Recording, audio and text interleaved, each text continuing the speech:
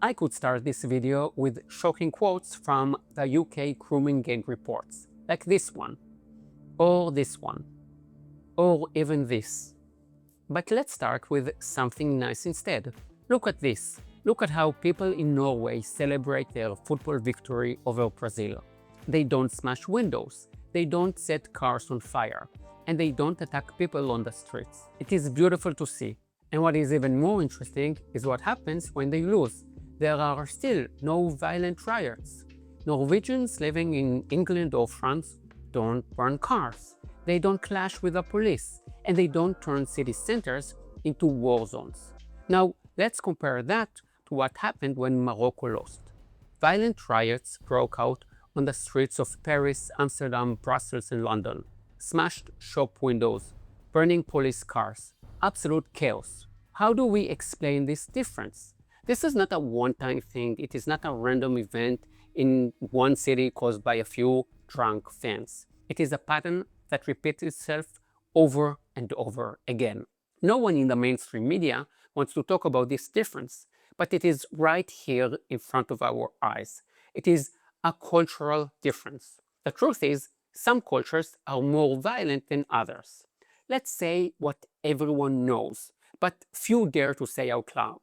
On average, modern Islamic societies show much higher levels of public and institutional violence compared to Judeo-Christian Western societies. And just like any problem, if you don't talk about it, it doesn't go away, it only grows. This violence is not just about football. If we look at prison statistics in Europe, the numbers are shocking. In countries like France and the UK, the percentage of Muslim prisoners is about 4 to 5 times higher than their share of the general population. UK prison data, Muslims make up about 6.5% of the general population, but over 18% of the prison population. France prison estimates, while official ethnic and religious statistics are banned by French law, leading sociological research estimate that Muslim inmates make up between 40 and 60% of France's prison population, compared to about 8 to 10% of the national population. Let's look at Sweden. For decades, Sweden was one of the safest countries in the world, especially for women. Today it has become one of the most unsafe in Europe. A landmark 2021 study analyzes individuals convicted of rape in Sweden. The study revealed that the majority of convicted rapists, 60%, were immigrants, with 48% being born entirely outside of Sweden. And this is not because of discrimination. Just look at the Middle East and North Africa. In almost all Muslim majority countries, there is no democracy, no freedom of speech, and no freedom of religion. This is true for Sunni countries, Shia countries, rich oil nations, and poor nations alike. A dictatorship is in itself a form of systematic violence. Remember the Arab Spring 15 years ago? The West thought democracy was coming, but it failed. In almost every country, the citizens could not build a stable, non-violent democracy. Instead, they fell into violent chaos, like Syria or Libya, or another violent regime to control. Even in Tunisia, which looked like a success story, there has been a major democratic rollback. This is a total civilizational failure.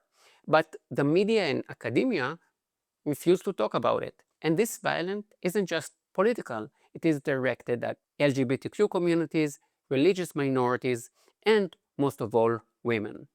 One of the main reasons people stay silent is fear of being called racist.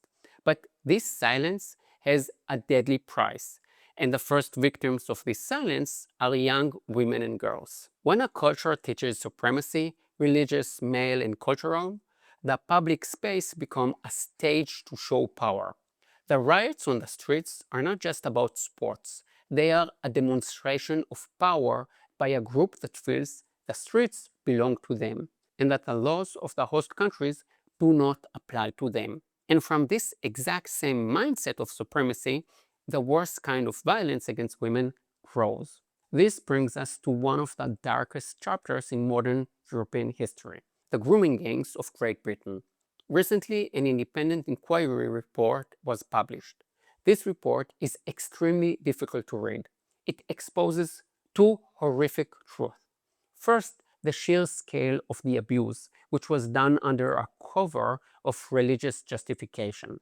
Second, the total moral collapse of the British authorities who chose to abandon their own children. The report reveals how predatory gangs made up of almost entirely of Pakistani Muslim men systematically targeted vulnerable young white British girls. This wasn't just standard crime. It was wrapped in an ideology of cultural and religious supremacy. The abusers used their beliefs to justify their actions. The report states, the Muslim men justified the abuse by describing white British girls as easy, trash, or morally inferior. Under this mindset of Muslim supremacism, non-Muslims are viewed as spiritually and morally inferior. This belief was translated directly into a license to abuse young British girls, viewing them as people with no rights or values. One of the most chilling parts of the report is a survivor named Tyler, who described how her abusers used the holy words during the assault. Before they raped me, they would chant in Arabic, in the name of Allah, the most gracious, the most merciful. These attacks were organized, systematic, and massive. Young girls, as young as 11 and 12, were passed around like property. Nearly all of the names of the offenders published over the years were Islamic. But what makes this even more sickening is that the British establishment allows this to go on for decades. The police, social workers, local politicians, and even teachers, they all knew. They saw these little girls being picked up in cars outside schools. They heard the complaints. They saw the bruises. And yet, they chose to stay silent. They looked the other way. Why? Because they were terrified of one question. What will people think of me? What will they say? I just don't want to be called a racist or an Islamophobe.